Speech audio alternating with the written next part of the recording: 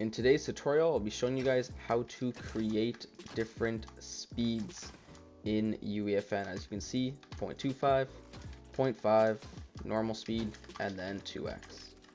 So to start off, what you're going to want to do is come down to your content drawer, right click, we're going to make a new folder, and we're going to call it slow-mo. Then we're going to go into that folder, you're going to right click, go to cinematics, click level sequence. Let's call this slow-mo 25 because we're going to make it 0.25 speed. Then just go into it, come to the add on the left side of the screen. You're going to add time dilation track, and then all you got to do is just change this 1 to whatever speed you want. So 1 is normal speed. Since we did slow-mo 25, we want it to be 0.25, so you're just going to type 0.25, and then I'm simply just going to save it at the top left. Now if you want to make multiple different speeds, all you have to do is just right click on it, click duplicate. We'll call this one slow-mo, let's say 50, because we want it to be 0.5 speed. Then just go into it and just simply change it to 0.50. We'll do the same thing again, but this time we want 2x speed. So I'm just going to duplicate it, I can't spell apparently, slow-mo 200 just for like 2x speed. Go into it, change the number to 2.0, save it, and then obviously we need a button or a system to make it go back to normal speed. So you're just going to duplicate again, call it slow-mo normal, go into that one, then just simply make it 1. Save, make sure to save at the bottom right if you haven't.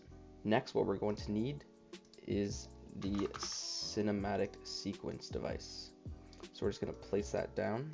Then all we have to do is just copy and paste this device 4 times. The first one, we're going to put our 0.25, second one, our 0.5, third one, our normal, and then our fourth one, the slow-mo 200. Now, so you can make the slow-mo actually happen 2 different ways. You can use a button or you can use a trigger device. I'll show both just really quickly. So if you want to use a button, you simply just gotta go to the device, scroll all the way down, play function when pick button is on interact.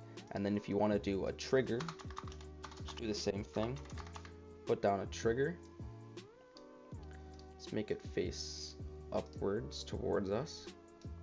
Then you're just going to go back to that device, go to play function when trigger is on triggered, and then trigger here, since we want it to take damage, we'll do triggered by damage, and then we can do receive damage was invisible, yes, turn off the VFX, and just like that you can do that to all of them.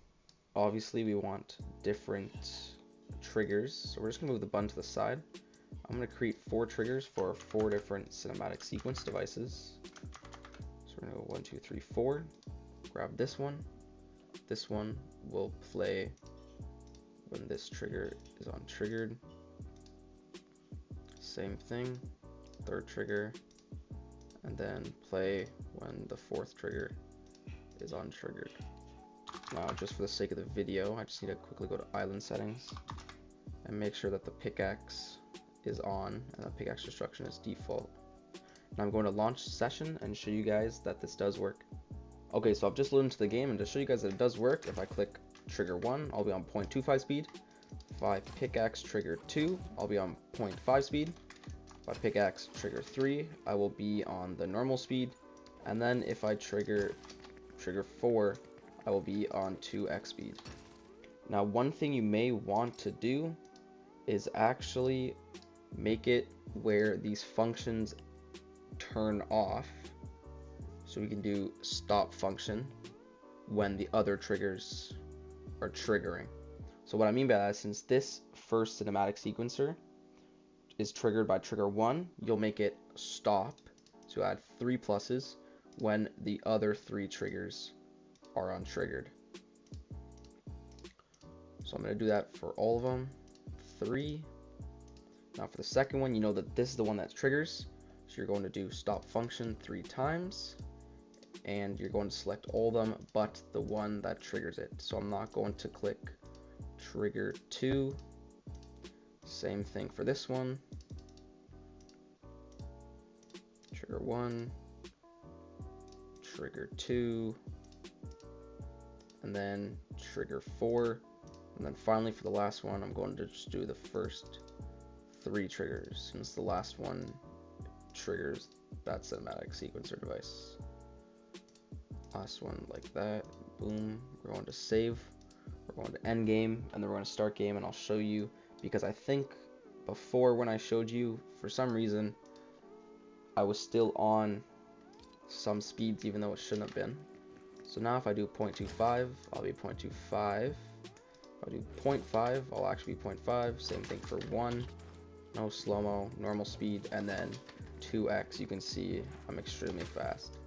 So I hope you guys did enjoy today's video. If you guys did, please make sure to like, subscribe, and comment down below on what tutorial you'd like to see next. So please make sure to join my Discord. The link to that is down in the description. It'll be really appreciated. So make sure to check out my PayHip and my Patreon, as I do sell some stuff on there. And I'll catch you on the next one.